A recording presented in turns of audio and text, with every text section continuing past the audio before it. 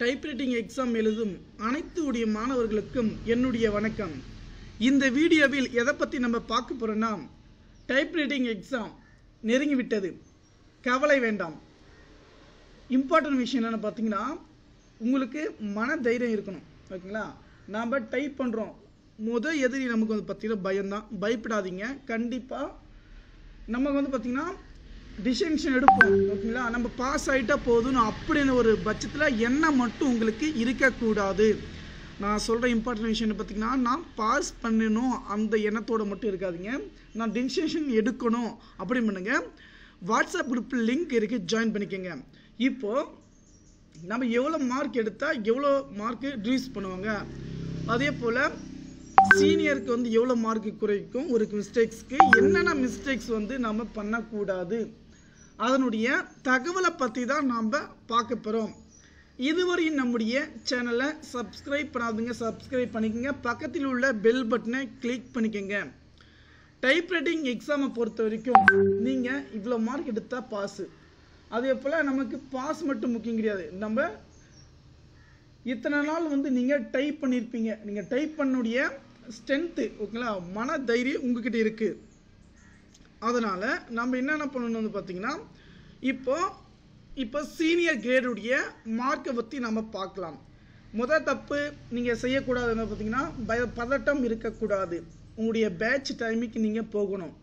அதன் பிறகு உங்களுடைய மார்க் எவ்வளோ எடுக்கணும்னு பார்த்திங்கன்னா, நம்ம ஹார்ட் டச்சு, மிக முக்கியமாக ஹார்ட் டச்சு கொடுக்கக்கூடாது. ஒவ்வொரு எழுத்தையும் இப்போ வந்து பார்த்திங்கன்னா மஸ்ட் மார்க்ஸ். இப்போ வந்து பார்த்திங்கன்னா நம்முடைய ஷிஃப்ட் பிடிக்கணுமா, shift MARKS mark must be declared. ஓகேங்களா? For each full mistakes. ஓகேங்களா? இந்த மாதிரி வார்த்தை வருதுன்னா ஒவ்வொரு எழுத்தும் நாம் சொல்லிக்கிட்டே டைப் பண்ணணும். அப்படி சொல்லிக்கிட்டு டைப் பண்ணாக்க நீங்கள் பயப்பட தேவை கிடையாது. கண்டிப்பாக விடாமுயற்சி விஸ்வரூப வெற்றி. நம்ம இத்தனை நாளோ நம்ம டைப் பண்ணிட்டோம். ஓகேங்களா? புதுசாக இது வரப்போகிறது.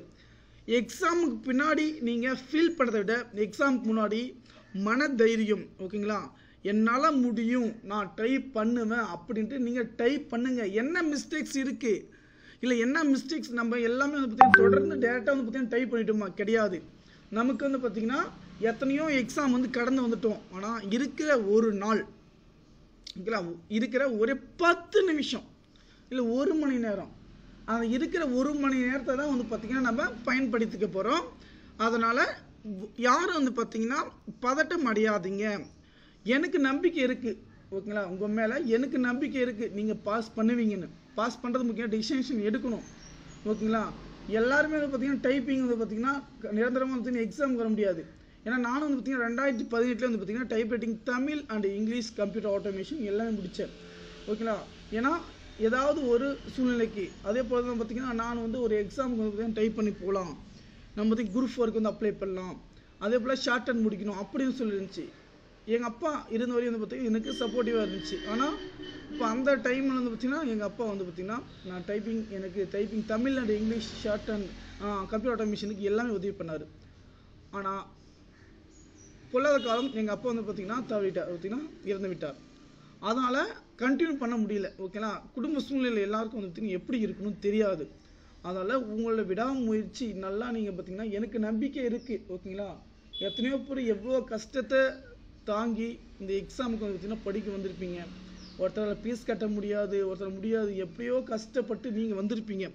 கண்டிப்பாக நல்ல முறையில் நீங்கள் பாஸ் பண்ணுங்கள், பயப்படாதீங்க. எந்த டவுட்டாக இருந்தாலும் கேளுங்க, நான் வந்து உங்களுக்காக அப்டேட் பண்ணுறேன். கண்டிப்பாக விடாமுயற்சி விஸ்வரூப வெற்றி. நன்றி.